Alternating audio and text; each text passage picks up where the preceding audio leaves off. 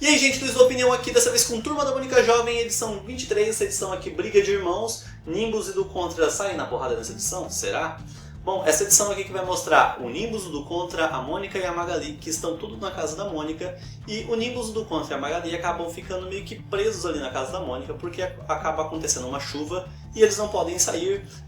O do Contra está fazendo pipoca com amendoim, quer dizer, ramen com amendoim, está fazendo umas coisas muito estranhas na cozinha. E eu não queria provar isso, na boa. Já pensou um lamen com pipoca, lamen com amendoim? Não, deve ficar muito legal colocar isso no nosso miojo. Eu sei que o miojo do Japão é diferente, mas no nosso não ia ficar legal. E bom, eles resolvem fazer o Boru Boru Tezu, que é esse bonequinho que aparece aqui no lado da edição e aqui atrás na quarta capa. Essa quarta capa também está muito bonita, pra falar a verdade, né? Esse Boru Boru Tezu, que é praticamente um monge japonês que fazia a chuva parar, que a avó do Nimbus e do Contra fazia pra eles quando eles eram criança, e a Magali lembrava daquilo. O Nimbus e o do Contra não gostaram muito da ideia, mas acabaram aceitando. E aí todo mundo vai dormir e o Nimbus e o do Contra começam a passar alguns perrengues com esse Boru Boru Tezu, que começa a assombrá-los. E uma coisa legal logo no começo da edição é que você consegue ver tipo a intriga entre o do Contra e o Nimbus, intriga de irmão mesmo, porque os dois são irmãos, os dois ficam nessa intriguinha básica, mas tipo, não é uma coisa de sair na porrada, como o próprio título da edição é Briga de Irmãos, e já tá os dois quase saindo no fight.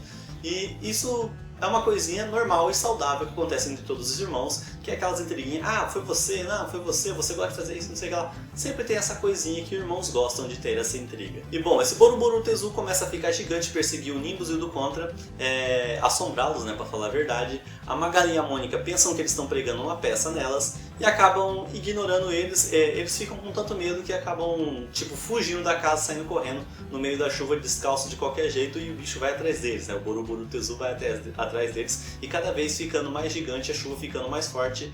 A Mônica e a Magali ficam meio intrigadas, eles estão querendo pregar uma peça na gente, e por que eles correram desse jeito? E aí elas meio que começam a acreditar nos dois. E a edição vai se desenvolver basicamente em duas partes. Os dois fugindo do Boru Boru Tezu, entre as intrigas dos dois, e a Magali e a Mônica passando alguns perrengues também na casa delas ali, porque elas começam a ter alguns medos ali, ou alguns barulhos lá no quarto da Mônica. E a edição vai se dividir entre essas duas partes, mas eu acho que na parte sem spoiler, eu acho que eu não vou entrar mais nesse mérito não. É uma coisa que eu desanimei, porque o título falava Briga entre Irmãos, e não chega a acontecer isso tão assim na edição. Eles têm realmente uma briga lá no final da edição, mas acaba sendo uma briga de uma página. Não anima todo mundo, não é uma coisa que você pensa que vai sair porrada, vai sair sangue. Não, eu sei que Turma da Mônica Jovem essa não é vertente, mas tipo, briga de irmão, você pensa que vai ser uma briga violenta, mas não acontece isso. Na edição, o Mingau também aparece no meio da edição, gera um pouquinho de comédia ali, principalmente com a Mônica e a Magali, porque a Magali vem que fala assim, a gente conversa por mensagem, eu e o Mingau, a Mônica fica, que? Como assim? Ela conversa por mensagem, mas ficou até engraçadinho.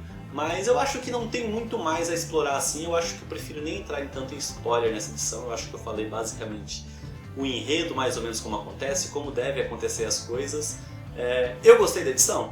Gostei, não foi aquelas mil maravilhas, eu gostei da edição, mas eu confesso que me surpreendeu uma edição do Cassaro que não foi uma edição meio com alguma coisa tecnológica, uma coisa futurista, porque o Cassaro, que foi o roteirista dessa edição, sempre gosta de envolver umas coisinhas, umas tretas um pouco mais sérias e com muito mais tecnologia, jogo e desenvolvimento de alguma coisa meio mais futurística, né? Sobre os desenhos, foi a Roberta Pares que fez, eu gosto bastante dos desenhos dela, dos traços dela, você vê a diferença em comparação a outras histórias de outros desenhistas, eu gosto bastante dessa comparativa que você vê, que na minha opinião, pelo menos, eu sei que os outros não são ruins, mas eu gosto muito mais do traço dela, eu acho muito mais bonitinho. A edição em si saiu na época do Halloween, então ela teve um pouquinho de terror? Teve, que foi uma perseguição ali do Boru Boru Tezu em cima do Nimbus e do Contra, teve essa perseguição, mas para uma edição de terror, do jeito que a gente está acostumado em Turma da Mônica Jovem, fez falta, né? Faz falta uma edição do Emerson. Eu sei que o Cassaro não é muito da vertente de terror, mas,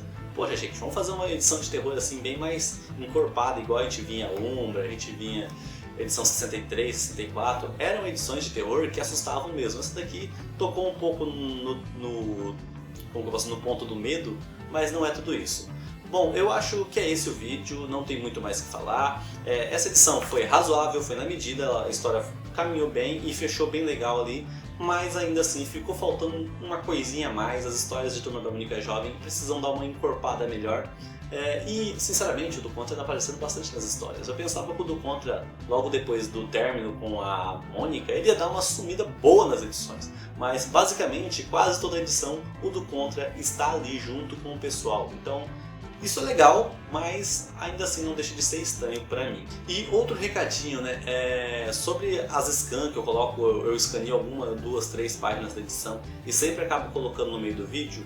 Eu acho que eu vou cessar isso, eu vou parar de colocar isso nos vídeos de agora em diante. Eu acho que não faz muita diferença. Eu sei que ficava bom para dar uma ilustrada melhor em algumas coisas. Se for algum vídeo de edição que precisar mesmo dessa ilustração, eu até escaneio e coloco.